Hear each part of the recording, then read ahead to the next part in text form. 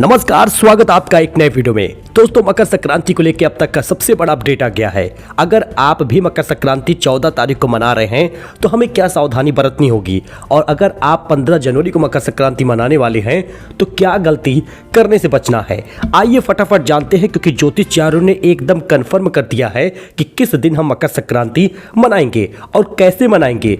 पुण्यकाल कब तक होगा, महापुण्यकाल कब तक होगा, स्नान दान हम किस समय पर करेंगे, घर में खिचड़ी बनेगी या नहीं, चावल का दान करना होगा या नहीं। क्योंकि ये सब बातें मैं इसलिए बोल रहा क्योंकि 14 जनवरी को एकादशी भी रहेगा।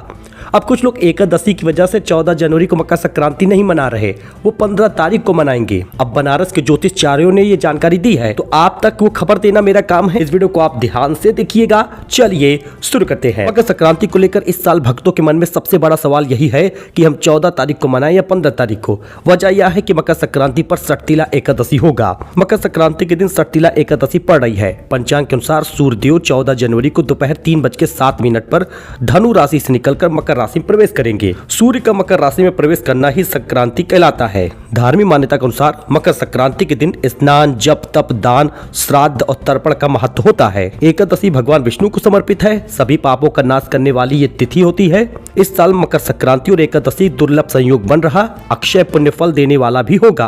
तो हम किस दिन मकर संक्रांति मनाएं, ये देख लीजिए। पंचांग के अनुसार 14 जनवरी को दोपहर 3:07 से लेकर शाम 6 बजे तक मकर संक्रांति का महापुण्य काल रहेगा। विद्वानों का मानना है कि सूर्य का गोचर जिस दिन होता है उसी दिन मकर संक्रांति होती है।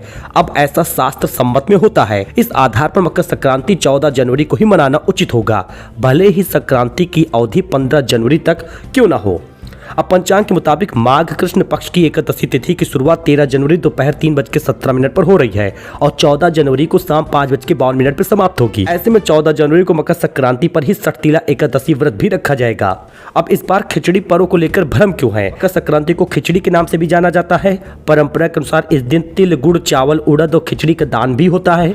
लेकिन इस साल 14 जनवरी को एकादशी होने के कारण कुछ विद्वान खिचड़ी पर्व को 15 जनवरी यानी द्वादशी को मनाने की सलाह दे रहे हैं। अब शास्त्रों के अनुसार एकादशी के दिन व्रती के लिए चावल का सेवन वर्जित माना गया है। इसी कारण चावल से जुड़ा दान और खिचड़ी पर्व द्वादशी को करना अधिक उपयुक्त बताया गया है। आप चाहे तो 14 जनवरी को शाम 5:52 के बाद चावल और खिचड़ी का दान कर सकते हैं, क्योंकि इस समय तक एकादशी तिथि समापन हो जाएगा। अब क्या एकादशी के दिन चावल का दान दोषपूर्ण है? इस बार लोगों के मन में इस बात का भी भ्रम है कि मकर संक्रांति के दिन सटतिला एकादशी है, संयोग के कारण क्या चावल का दान होगा या नहीं। विष्णु पुराण के अनुसार दान में चावल देने से दोष नहीं लगता है। हालांकि व्रत रखने वाले व्यक्ति को चावल का सेवन नहीं करना चाहिए। इसलिए जो श्रद्धालु एकादशी का व्रत रखे हैं वो 15 जनवरी को खिचड़ी का दान करेंगे और व्रत का पारण भी करेंगे। और 15 जनवरी को आप खिचड़ी का दान कर दीजिएगा, खिचड़ी मना लीजिएगा। लेकिन जो स्नान और दान है वो महापुण्य काल 14 जनवरी को ही रहेगा। इसलिए आप तिल का, गुड़ का, कंबल का, ऊनी कपड़े का, जरूरी सामानों का जो भी दान करना चाहते हो वो आप कर सकते हैं। और ध्यान दीजिएगा कि चावल का भी दान आप कर सकते हैं, लेकिन सेवन केवल नहीं करना है। इसलिए आप खिचड़ी जो बनाएंगे वो 15 तारीख को बना लीजिएगा और मकर संक्रांति मनाने वाला त्योहार 14 तारीख को होगा। लेकिन मकर संक्रांति पर भूल कर भी आप काम मत करिएगा। ऐसा 6 काम वर्जित है, नहीं तो उठाना पड़ सकता है भारी नुकसान। ऐसा माना जाता है कि इनसे नकारात्मक ऊर्जा का संचार होता है। बिना स्नान किए आप भोजन मत करिएगा। अगर ऐसा आप करते हैं तो आप बड़ा पाप करेंगे। इसलिए इस दिन सुबह जल्दी उठिए, स्नान करिए, पूजा अर्चना के बाद ही भोजन ग्रहण करिए। तेल का दान ना करिएगा। मकर संक्रांति के दिन दान तो किया जाता है, लेकिन तेल का दान करने से बचिएगा।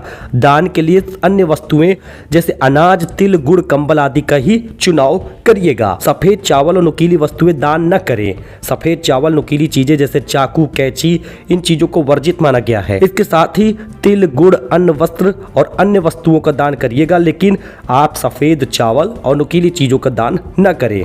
तामसिक भोजन और नशे से बचिएगा। मांसाहार का सेवन इस दिन नहीं करना, इस बात का ध्यान दीजिएगा। जरूरतमंदों को खाली हाथ न लौटाएं। ब्राह्मण साधुओं को जरूर कुछ न कुछ दान दें, उन्हें खाली हाथ न लौटाएं, उनका उपहास न करें।